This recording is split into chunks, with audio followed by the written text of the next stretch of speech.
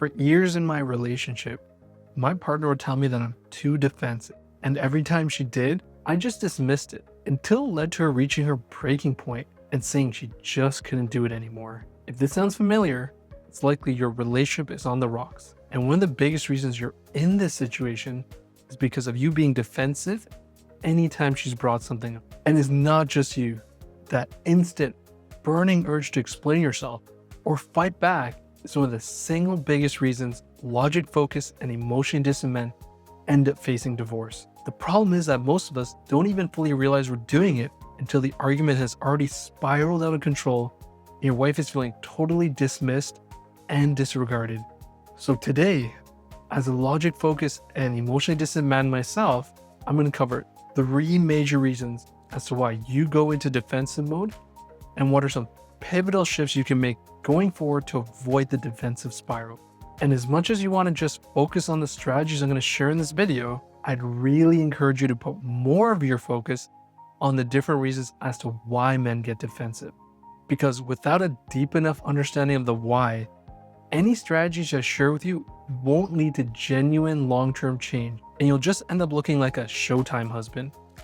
A Showtime husband being someone who's just changing temporarily to save their relationship, which can be a really dangerous spot to put yourself in because your wife will either see right through you or you'll just end up in the same spot again sooner or later.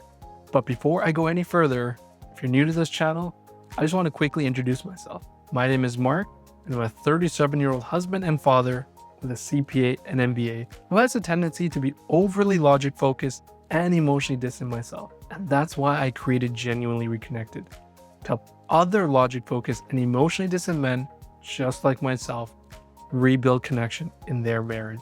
Getting back to this idea of why you as a logic focused and emotionally distant man have a tendency to be defensive and what you can do about it, one of the biggest drivers for defensiveness, whether you're consciously or subconsciously doing it, is your deep desire to win and be right.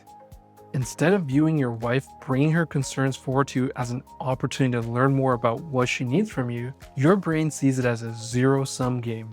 So it's either her stance is right or your stance is right. And if you're as logic focused and emotionally distant as I can be at times, you're probably hearing me say this and thinking, no, you're wrong, Mark. I don't have a strong desire to be right. I'm actually pretty reasonable and open-minded. And if that's what even some small part of you is saying in this moment, it's quite possible that's defensiveness showing up to dismiss that you actually do want to always be right in your relationship. Once again, I know this to be the case because it's exactly what I used to do as well. So hopefully this is a light bulb moment for you on how deeply rooted this desire to be right and win can be. It might be a tough pill to swallow, but trust me, if you can make this core shift that you are someone who has a strong urge to be right, and it's something you need to do a better job to keep in check, it'll make a world of a difference to your relationship. The other truth you want to consider on this front is the idea that conflict with your partner shouldn't be seen as a you versus her, but instead as a you both against the problem. And if you've been diving deep into the relationship repair content on YouTube, I'm sure you've already heard this plenty. But here's the piece that most people miss on this. And that's that although it is you as a couple against the problem, yes, the real problem isn't even the problem. It's you both against your cycle. And a major contributor to your cycle is a lack of emotional safety created by your desire to be right. Before I go any further about this idea of your defensiveness being a major driver of relationship conflict, I do want to take a minute to address something else that might be on some viewers' minds. And that's the idea that although you might be defensive, what if you have a wife who's also defensive as well? And it's quite possible that this might be the situation for some of you watching. But like I tell anyone we work with, regardless of how your partner shows up in the relationship, if you want the relationship to work, you should always aim to show up as the ideal version of yourself. And I get this. This is easier said than done. But not only is this helpful for the relationship, it's also helpful for you in terms of who you become if your relationship actually doesn't end up working out. Because the last thing you want is for you to have an eye for an eye mindset ingrained in you that you end up carrying into the next relationship you show up for. Could you imagine how much of a disaster that would be? And could you also imagine looking back and knowing you didn't fully do everything you could to save your relationship because you had an eye for an eye mindset and couldn't drop your defensiveness just because your partner was also always defensive? Besides the need to be right, as someone who's more logic focused and emotionally distant, you're also more likely to view different things in your relationship from a binary lens, which can also lead to you being overly defensive in your relationship. If you're not familiar with this idea of binary thinking, it's a tendency to see people, situations, ideas, and really anything from just one extreme or the other, and not being able to recognize the nuances or spectrum of a situation. For example, someone who views aspects of the relationship with a binary thinking lens will see it as whenever they're in conflict, everything in the relationship is wrong, their partner is always a bad and difficult person, and that your relationship problems are never going to be solved. Notice some of the words I use in that sentence. If you have a tendency to use words such as always and never, these are great indicators of binary thinking, where everything is seen in absolutes. And the reason why logic-focused and emotionally distant men who are often prone to binary thinking can be very defensive in relationships is because they have a very hard time recognizing the nuances of a situation. Not that one person is right and the other person is completely wrong, but rather that both people might have valid points from their perspective. In fact, it's more likely that whatever situation you're looking at lands somewhere in the middle. In addition, a big part of what drives defensiveness is the idea of feeling angry and hurt.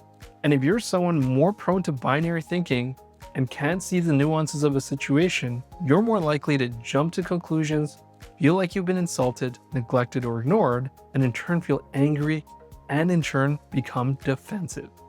So, if this is something that does apply to you, what can you do to address this issue of defensiveness and binary thinking? Well, it means practicing as best as you can within your personal life to apply what we at Genuinely Reconnected call spectrum thinking. Spectrum thinking is the opposite of binary thinking, meaning you can see the range of possible viewpoints and other perspectives in different situations. So pretty much make it your default to more regularly aim to see the range of perspectives in a situation. You should also try to regularly ask yourself, how might this other person, whether it be your wife or someone else, be viewing a situation that might be different from how you're seeing it? Now, although this idea of spectrum thinking versus binary thinking might be simple enough in theory, it can be really challenging to actually apply, especially if you've been an overly logic-focused and emotionally distant person for 30, 40, or maybe even 50 years. So I do want to caution you to be patient with your progress and recognize that you're not going to be able to catch your binary thinking and correct it to spectrum thinking overnight. But the more you do it, the more it'll become natural. And as we like to say, Genuinely Reconnected, repetition rewires. The last reason why logic-focused and emotionally distant men may be defensive, and this may come as a surprise to some men watching this video, is the idea of defensiveness being fear-driven. I want you to take a minute and think of a time in your relationship where you were defensive. And I want you to reflect on some of the sensations you might have been feeling in your body at that time. Maybe it was an uncomfortable feeling in your chest, pit in your stomach, or sweaty hands. These body sensations are of course going to vary from person to person, and for some people, they can be really mild and subtle. Now, take another moment and think of what uncomfortable sensations show up in your body when you're feeling stressed or uneasy about something. How much overlap is there between the body sensations that show up when you're feeling compelled to be defensive in your relationship and when you're stressed or overwhelmed in other scenarios in your life? If you're like many of the men we've worked with in the past, chances are they are very similar sensations you feel in your body when you're being defensive, as well as when you're feeling stressed and afraid of something. And that's not a coincidence.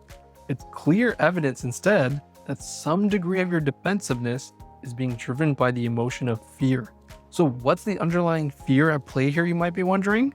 Well, this is going to vary from person to person, but for most men, it's one of the following three fears. The first being the fear of the conflict currently being had with their wife and the tension and disconnect it might create in the days to come.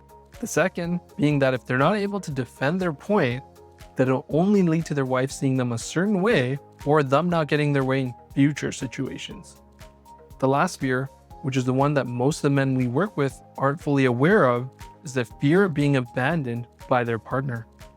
This last fear is a bit more complex as to where it's coming from. It could be driven solely by what's currently going on in your relationship and what has happened in the past, but for some people, it could also be driven by other attachment issues with other people in their lives. And most often, this is parental dynamics or past relationship dynamics at play. So if you're now at a point where you're willing to acknowledge that fear is also a big variable driving defensiveness in your relationship, what's an actual effective way to deal with this going forward? When it comes to fear in the moment, as you probably already figured out, there are two big variables at play, which are your challenging thoughts and the discomfort you're feeling in your body. So, big goal when in a conversation with your wife where fear is driving defensiveness is to pull yourself out of the challenging thoughts and discomfort in your body. And we at Genuinely Reconnected believe there are two powerful ways to do this, which might sound simple as I share them with you, but it's the regular practice that allows for repetition to rewire, which is important to keep in mind. The first is tapping into your breath to signal to your mind and body that you're safe. So pretty much taking a longer, deeper breath in and out when you're in those moments where you're feeling a greater sense of discomfort and defensiveness bubbling up. This will not only regulate your nervous system, which might be feeling trapped between fight or flight mode, but it will also help pull you out of some of the discomfort you might be feeling in terms of thoughts and body sensations. It's pretty much serving as a pattern interruption in that moment. Now, is there an argument to be made that you should be taking more than one deep breath in and out? Absolutely. But from our experience working with men, we realize even getting into the habit of taking one deep breath in and out can be harder than you might think. That's why I'm encouraging you to start with just one deep breath in and out in these moments. And then where you feel comfortable and capable, continue with more breaths. I don't want you to overwhelm yourself with trying to build this pattern of taking multiple deep breaths in and out in times of distress, which can be harder than you might think it is if it's something you've never done before. Right now, your focus should be on this idea of repetition rewires, and it's a lot easier to repeat the idea of taking one deep breath in and out in moments of conflict with your wife than always trying to remember and actually being able to take multiple deep breaths in and out when you're in the thick of a heated conversation. The second step is to ground yourself by ideally moving your body in some way or another that allows you to continue the conversation with your wife, but pulls you more into the present moment as opposed to feelings of discomfort. And similar to taking a breath, this is all about pattern interruption and body regulation. And once again, we want to make this as simple and as easy to do as possible. My favorite way to do this is to apply pressure from my thumb to my index finger, just like this. It's simple, fast, discreet, and easy to remember in moments of relationship conflict and defensiveness. Of course, you're welcome to choose another body movement that you feel is more natural and something you can stick with consistently. Now, I know both these strategies might sound simple, but it's the ability to consistently apply them that's really hard for most men. It's really easy to get caught up in the moment, feel overwhelmed, and in turn get defensive when we're feeling fear or any type of uneasiness. If you can regularly practice grounding, then hopefully over time, you can be better able to regulate your emotions in the moment. And like anything you might be practicing or implementing, be patient with this process. When it comes to core changes to saving your marriage, we're aiming for long-term consistency here and not short-term intensity. So you might start off strong with these practices, but likely fall off within a few days. And that's where the real effort comes in. When the novelty of these strategies have worn off, are you able to stick with them in the moments that count, as opposed to chasing the next shiny object to try and work on your defensiveness? So that's it for this video. Now, if everything I've said in this video has resonated with you, and you're someone who's serious about rebuilding your relationship with your wife, I want to invite you to check out the link in the description below to join our relationship rebuild program, where not only do we equip you with what you need to rebuild your relationship, but also offer you the support and accountability of our community so that you don't have to walk this journey of reconciliation on your own. As a first step, you can book a free advisory call with someone on our team. And if you haven't already done so, don't forget to hit that like and subscribe button so you can continue to receive more content from our end on how to genuinely restore connection in your marriage.